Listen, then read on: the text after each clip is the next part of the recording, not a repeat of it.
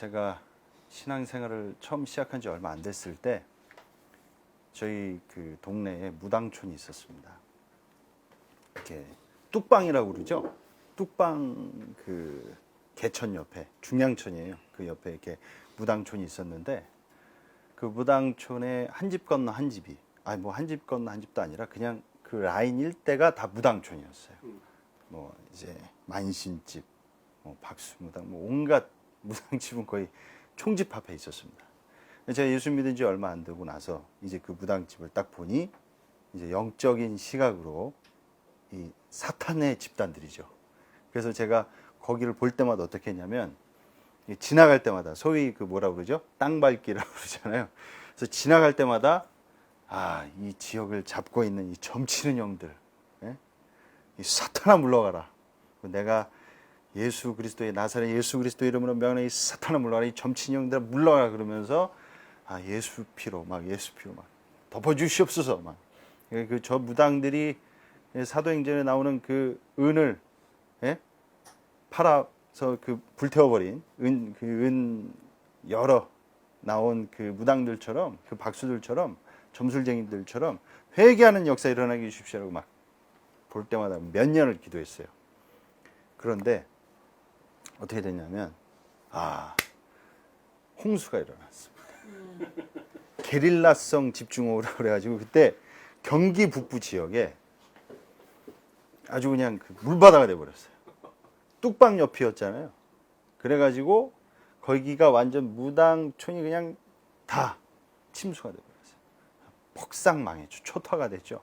그 뉴스에 예전에 나셨는지 모르겠는데 대통령까지 와가지고 심각했어요. 그때 그 홍수 났던 그 지역이요.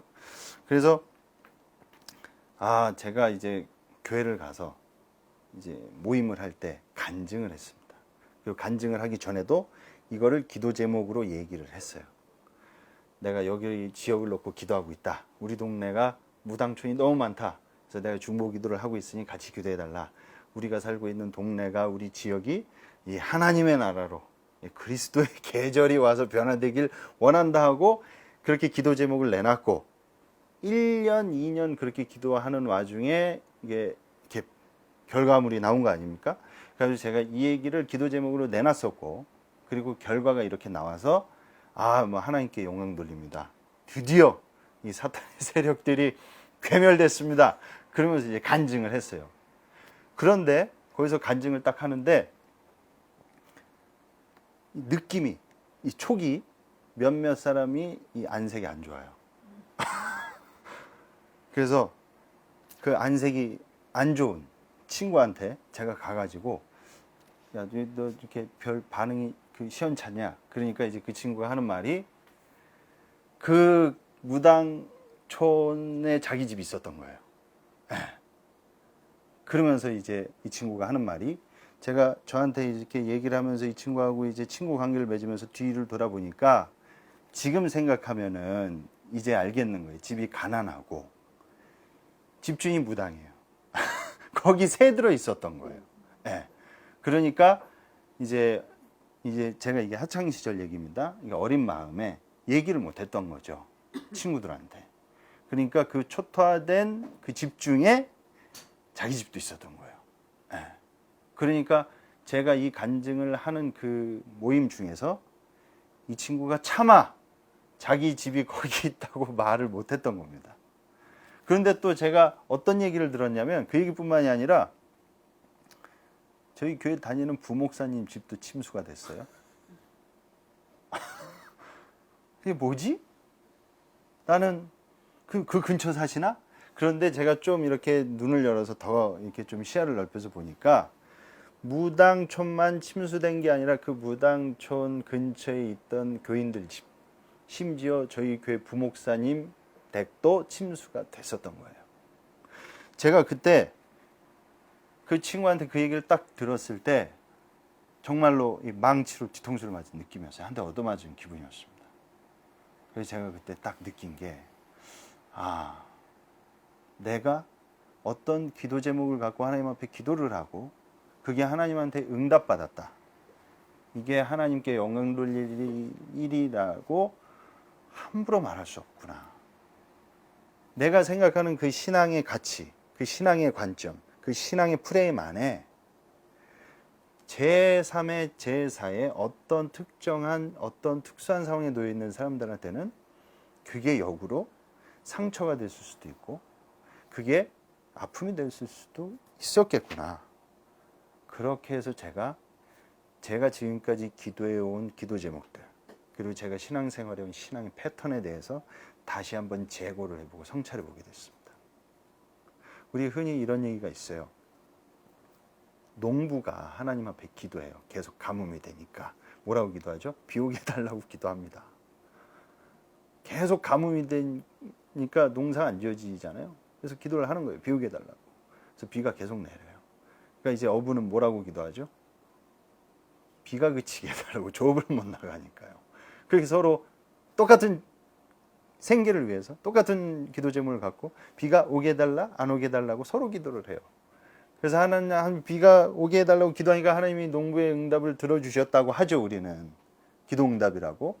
그러면서 그 농부가 이제 비가 드디어 내리니까 하나님께 감사해가지고 간증을 합니다. 어부도 반대로 비 오니까 조업을 못 나가잖아요. 그래서 비가 그치게 해달라고 하나님한테 간절히 기도해서 드디어 비가 그쳐서 또 이게 하나님께 응답받았다고 간증을 합니다. 농부하고 어부하고 만났어요. 그래서 서로 간증을 하는데 서로 내용이 어떻습니까? 상극이죠. 반대인 거예요.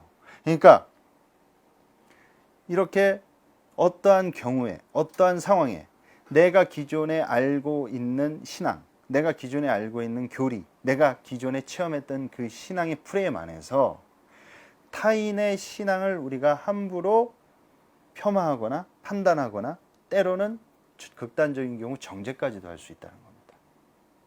제가 지금도 잊혀지지 않는 게 제가 예전에 그 낮에 이제 직장을 다니면서 근무를 하고 있는데 그 인턴으로 어떤 직원이 한 명 왔어요. 그래서 저랑 같이 근무를 하면서 그 친구한테 기독교인이고 이제 서울에 있는 큰 어떤 교회, 모 교회 다니고 있다고 그러더라고요. 청년부.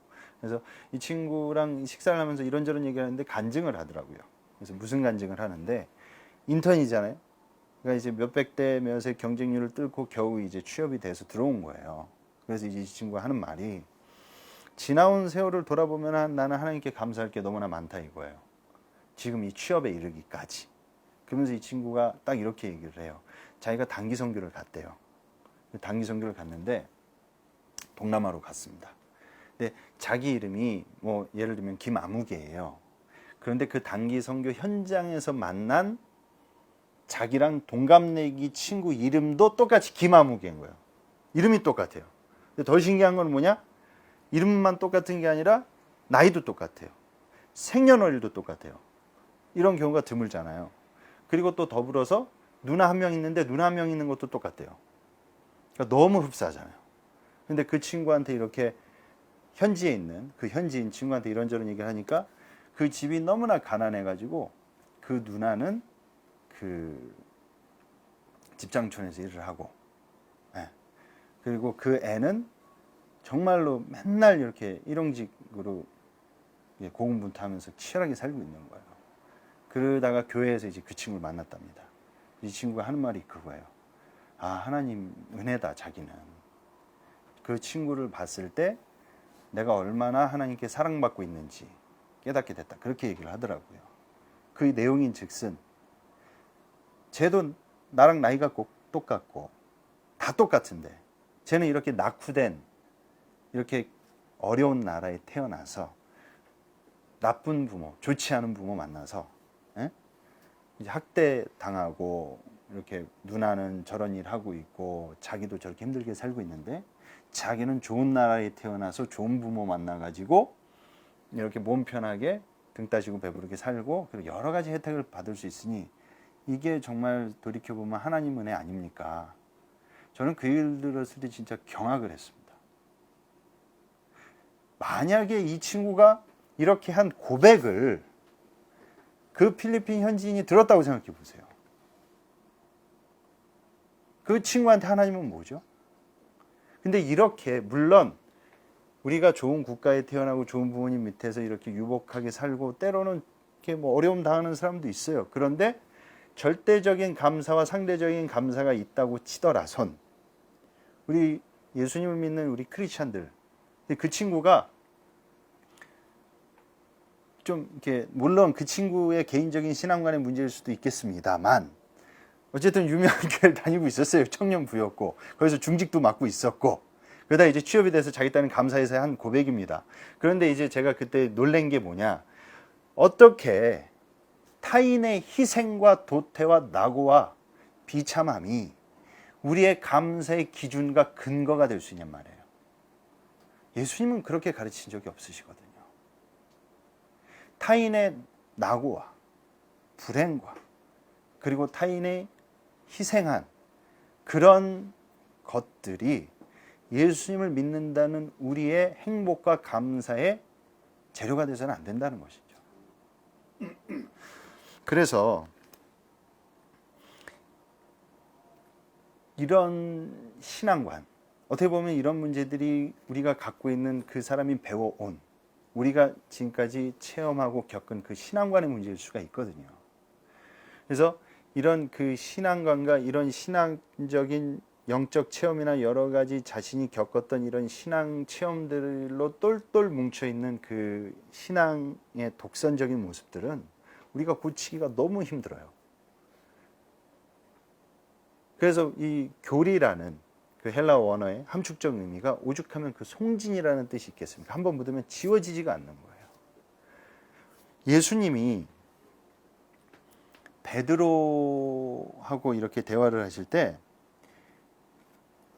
맹인이 있었죠. 소경이 있었어요. 근데 그 소경을 향해서 딱 베드로가 이렇게 얘기를 하죠. 저 사람이 소경이 된 것은 자신의 죄 때문입니까? 아니면 부모의 죄 때문입니까? 그때 예수님께서 그 사람에 대해서 어떻게 말씀하시냐면 이렇다 저렇다. 기존에 베드로가 그렇게 이야기를 한 것은 기존의 율법에 나와 있는 그 율법에 있는 그 신앙의 프레임 안에서 그렇게 얘기를 한 거거든요.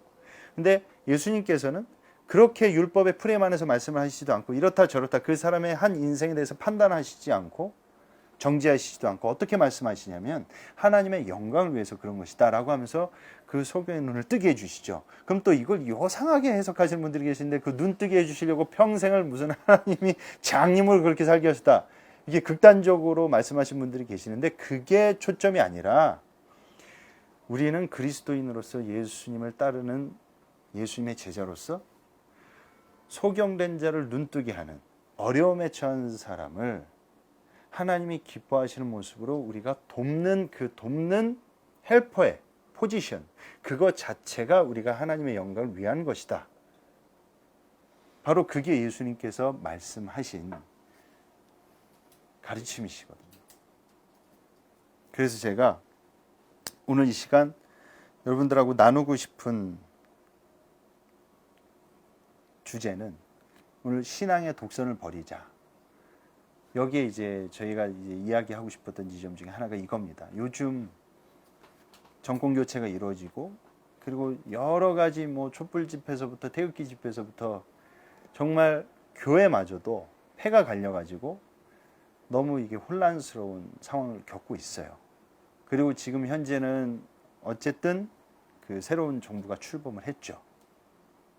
그러면 본인의 그 정치적인 관점, 그리고 추구하는 정치적 노선, 그 사상, 심지어 또 더 나아가서는 우리가 그리스도인으로서 자신이 추구하고 있는 신앙 노선이 상이할 수가 있고 다를 수가 있고 차이가 있을 수 있습니다. 그런데 우리 예수님이 정말로 멋지신 게 뭐냐면요. 오늘 사도행전 1장에서 읽은 9절 중에 13절을 보면, 그러니까 다시 한번 13절 한번 다 같이 읽어보겠습니다. 들어가 그들이 유하는 다락방으로 올라가니 베드로, 요한, 야고보, 안드레와 빌립, 도마와 바돌로메, 마테와 및 알페오의 아들 야고보, 셀롯인 시몬, 야고보의 아들 유다가 다 거기 있어. 여기에 너무나 멋진 우리 예수님의 리더십과 예수님의 매력이 그대로 나와 있는 구절이라고 저는 생각해요. 여기 보시면 바돌롬의 다음에 누구 이름이 나오죠? 마태가 나오죠. 그리고 그 마태 및 알페의 아들 야고보하고 또 누가 나오죠? 셀로신 시몬. 야, 저는 이거를 보고요, 완전 전율을 했습니다. 여러분, 마태가 그 당시에 세리죠. 세리예요. 친로마파예요. 우리나라로 치면은 친일파입니다. 그런데 셀로신 시몬은 누구죠? 열심당이에요. 예, 젤롯당. 예? 우리나라로 치면은 독립운동가예요. 이 친일파와 독립운동가가 둘 다 누구의 제자가 됐습니까? 예수님 제자가 된 거예요. 친로마파랑 유대 독립운동가가 예수님의 제자로 하나가 된 거예요. 그 비결이 뭘까요? 마태는 뭘 그만두고 예수님을 따랐죠? 세리를 그만두고 예수님을 따랐죠. 젤롯당, 젤롯인 시몬은, 이 사람들은 무력으로 독립운동을 쟁취하자는 과격파들입니다. 그래서 항상 그 시카리웃이라는 칼을 쥐고 다녔다고 해서 자객처럼 불려졌어요. 뭘 내려놨죠? 손에 든 검을 내려놨습니다. 그리고 결국 둘 다 예수님의 제자가 됐죠. 여러분, 이게 바로 그리스도 예수 안에서 서로 신앙이 다르고 노선이 다르고 정치색이 달라도 우리가 예수 그리스도 안에서 하나 될 수 있는 비결이라고 생각합니다. 예수님은 부활승천하시고 떠나셨어요. 예수님이 지금 안 계시는데도 이들은, 이 사상도 다르고 노선도 다른 이들이 각자 자기가 갖고 있는 걸 내려놓고 예수님 밑에 하나가 돼가지고 뭐 했죠? 14절에 보면요, 마음을 같이하여 오로지 기도에 힘쓰니라. 네. 이게 바로 우리가 그리스도 예수 안에서 신앙의 독선을 버리고 하나 되는 비결이라고 생각합니다. 이게 버리기 되게 힘들거든요. 여러분 한번 생각해 보세요. 민주노동 당원한테 새누리당 자유한국당 입당하라면 입당할 수 있을까요? 자유한국당 아주 그 지지하고 골수 당원한테, 예? 진보신당 가입하라고 하면 가입할 수 있을까요? 못해요. 이거 자신이 지금까지 숭상해오고 추구해온 그 사상과 노선이라는 거는요, 그 절대로 포기할 수 없는 정체성과 같은 건데, 이들은, 마태와 젤롯인 시몬은 예수님 앞에서 자신들이 갖고 있는 걸 내려놓고 자신의 인생을 예수님한테 올인한 거죠. 그러니까 교회 공동체 안에서 이들이 하나가 될 수 있었던 것입니다. 제가 가끔씩 저희 청년애들 만나면 하는 말이 있어요. 요즘 청년들 보면요, 뭐 하나님의 영광을 위해서 산다. 그래서 꿈이 뭐냐고 물어보면 일단은 꿈이 없어요. 반은 꿈이 없어요. 근데 나머지 반은 꿈이 있긴 있어요. 그러면 네 꿈이 뭐냐고 물으면 전부 다 그 궁극적인 이유는 하나님의 영광을 위해서 산다고 그래요. 그런데 제가 또 되묻는 게 있습니다. 하나님의 영광을 위해서 자기는 뭐 요리사가 되고, 자기는 의사가 되고, 자기는 무슨 뭐 이런 일을 하고 저런 일을 한다고 합니다. 그럼 제가 여기서 한 가지 더 덧붙여서 묻는 질문이 있어요. 그래, 네가 하나님의 영광을 위해서 요리사가 되고, 하나님의 영광을 위해서 의사가 되고, 하나님의 영광을 위해서 이것이 되고 저것이 되고 그런 직업을 갖게 됐는데, 네가 그런 직업을 갖게 됐을 때 네가 그 속한 그 집단이 만약에 네가 해적선을 타고 있다면, 네가 하나님 영광을 위해서 요리한다는 게 궁극적으로는 그걸 해서 누굴 먹이는 거야? 해적들 먹이는 거다.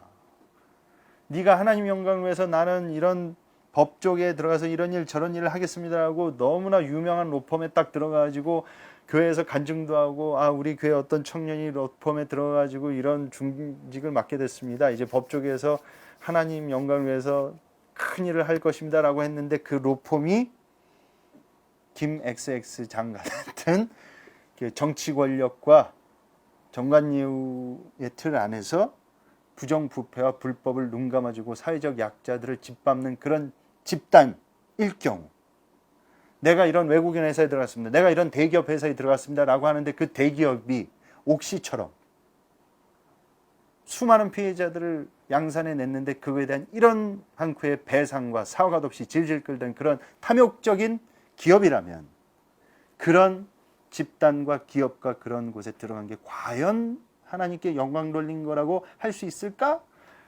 라고 제가 맨 처음에 무당집이 초토화된 거를 간증했듯이 그때 얘기했던 그 연장선에서 과연 우리가 기존에 알고 있는 그 틀 안에서 그 프레임 안에서 이런 결과물들을 도출해냈을 때 그것이 과연 하나님의 영광을 위한 것이라고 우리가 속단하고 이야기할 수 있을까라는 재고를 우리가 해볼 필요가 있다는 것이죠. 그런데 우리 예수님께서는요, 강요하시거나 이거에 대해서도 강제로 이끌지 않으셨어요. 제가 그런 것을 여러 군데에서 발견했습니다. 삭개오가 예수님이 그 집에 유하시고 삭개오랑 함께 하셨을 때 삭개오가 뭐라고 고백했나요? 내가 누구에게 토색한 것이 있으면 4배나 갚는다고 그러죠. 그 율법에 4배나 갚으라고 되어 있으니까 바로 하나님을 만난 그 죄인이 그 세리가 하나님이 기뻐하시는 대로 말씀을 따라 살려고 이렇게 고백을 하잖아요. 그런데 한번 우리가 곰곰이 생각을 해보면 예수님이 이러셨을 수도 있지 않습니까? 야, 4배나 갚는 게 뭐야? 너 세리를 때려쳐야지. 네가 그래봤자 세리하고 있으면 그래봤자 이 민족의 고열을 빨아먹고 있는 직업에 계속 하고 있는 것이야 라고 얘기하면서 세리 때려치라고도 요구하실 수 있으셨어요. 근데 예수님 그렇게 하지 않으셨거든요. 그것도 정반대로 백부장 하인을 고쳐주셨잖아요. 근데 그 하인을 고쳐주셨을 때 주님께 막 감사하고 막 그러잖아요. 그때 예수님이 야, 네 하인이 고쳐졌으면은 백부장을 때려쳐야지. 니네 그 로마 군인이라는 게 뭐냐? 용병들 아니야. 돈 받아가지고 약한 나라 쳐들어가가지고 걔네들 착취해서 수탈해가지고 와가지고 니네들이 그런 나쁜 짓 하는 게 로마 병사 직업 아니야? 그러니까 나한테 그냥 감사하다는 고백만 하는 게 아니라 네가 진짜로 나를 따르고 믿는다면은 로마 병사를 때려쳐야 되는 거 아니냐? 그만두고 날 따라야 되는 거 아니야? 이렇게 요구하지 않으셨죠. 그래서 세례 요한을 통해서도 군병들이 나왔을 때 정해진 세례는 받지 말라고 그러고, 그 니고데모가 찾아왔을 때도 야, 네가 바리새인이고 그런 거 하면 되겠어? 그거 때려치고 날 따라야지? 아닙니다. 각자의 자리에서 각자의 포지션에서 모든 것을 다 접고 모두가 마태가 될 수 없고 모두가 시몬이 될 수 없죠. 각자 부르신 그곳에서 각자 자기 포지션에서 하나님 나라와 복음을 위해서 본인이 주어진 역량과 주어진 분량과 주어진 환경 안에서 최선을 다해서 하나님 나라를 위해서 몸부림치는 삶, 주님께서는 그거를 원하신 거라고 생각합니다. 그래서 고넬료를 보셔도 처음에 베드로 같은 사람 보세요. 찌들어 있잖아요. 어떻게 저 로마 군인, 말도 안 되죠. 다른 나라를 침략하고 우리 민족을 압제하고 있는 저런 로마 백부장, 복음을 전할 수가 없죠. 그러니까 아예 베드로의 그 멘탈 라인은 그 로마 군인들, 로마 쪽 라인은 배제가 돼 있었던 거예요. 오죽하면 하나님께서 그 보자기 환상을 통해서 깨우치게 해주셨겠어요. 그러니까 베드로가 이제 탄성을 하면서 얘기하잖아요. 내가 이제 깨달았다. 그러니까 하나님께서는 우리가 기존에 갖고 있는 그 신앙관, 때로는 그 독선적인 모습, 때로는 아집적인 모습, 때로는 내가 지금까지 배워온 내 이 신앙관, 그리고 나의 정치 노선, 이 여기에서 벗어나면 저 사람은 나와 함께 할 수 없는 집단이고 함께 할 수 없는 사람이다. 이렇게 되면은 영혼 구원과 세계 선교와 하나님 나라를 이 땅 가운데 이루기 위한 이런 목표를 교회가 절대로 하나 돼서 연합해서 이루어 갈 수가 없습니다. 마귀는 이걸 노린다고 생각해요. 지금 어느 때보다도 정치적으로 노선이 극명하게 갈려서 촛불이냐 태극기냐, 그리고 문재인을 좋아하면 빨갱이고 극단적으로, 그리고 태극기 쪽에 있으면 무조건 수국골통이고, 이게 정의 문제입니다. 맞아요. 정의 문제고 하나님 나라의 공법과 정의 관점으로 본다면 또 얘기가 달라질 수가 있죠. 하지만 교회는 세계 선교와 하나님 나라와 영혼 구원을 위해서 정치적 견해가 다르더라도 노선이 다르더라도 이런 부분에 있어서는 우리가 서로 힘을 모으고 하나 되고 연합해서 함께 힘을 모아야죠. 제 주변에도요.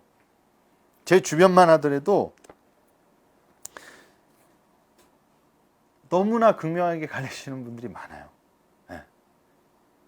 정말로 문재인 대통령을 너무나 좋아하는 주로 그 젊은 층, 물론 나이가 중요한 건 아니지만 그런 크리스천들이 계시고 이 문재인 정부를 거의 빨갱이 취급하는 어르신들도 많으세요.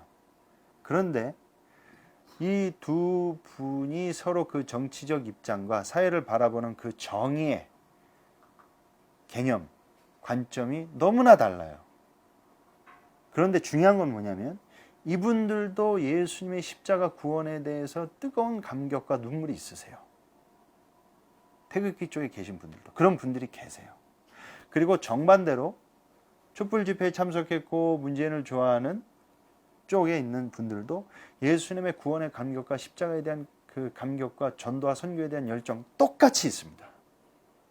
똑같이 있어요.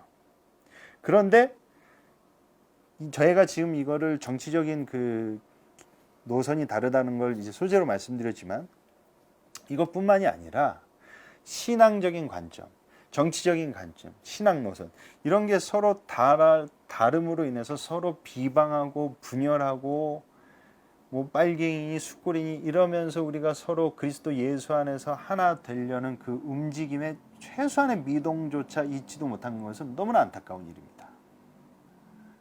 그래서 우리가 독선적인 신앙을 버리자는 게 뭐냐면요.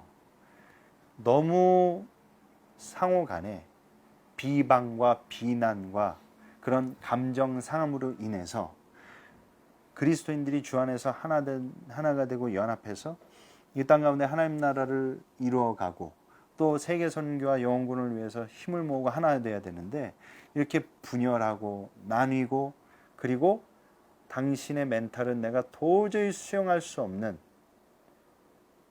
가치관을 지니고 있으니 똑같이 예수 믿고 똑같이 기도하고 똑같이 예배드려도 당신은 내가 인정할 수 없다. 이런 식으로 내치고 거부하는 게 아니라 각자가 가지고 있는 것을 내려놓을 때 우리가 서로 그리스도 예수 안에서 하나 될 수 있다고 믿습니다. 마태는 세리를 내려놨죠. 그게 모든 사람이 제가 다시 한번 말씀드리지만 모든 사람이 자신의 직업과 자신이 갖고 있는 그런 걸 다 포기하고 내려놓고 전임 목회자 돼서 따르라는 얘기가 아니에요. 우리 모두에게 절대로 포기할 수 없는 생업과 같은 정체성과 같은 그런 어떠한 신앙일 수도 있고 신앙관일 수도 있고 정치적 노선일 수도 있고 가치관일 수도 있어요. 근데 마태는 그거 내려놨죠. 젤롯인 시몬도 어떻게 됐죠? 내려놨죠. 그리고 심지어 예수님 부활승천에서 곁에 계시지도 않았음에도 불구하고 서로 하나가 돼서 마가의 다락방에서 힘써 모여 기도했습니다.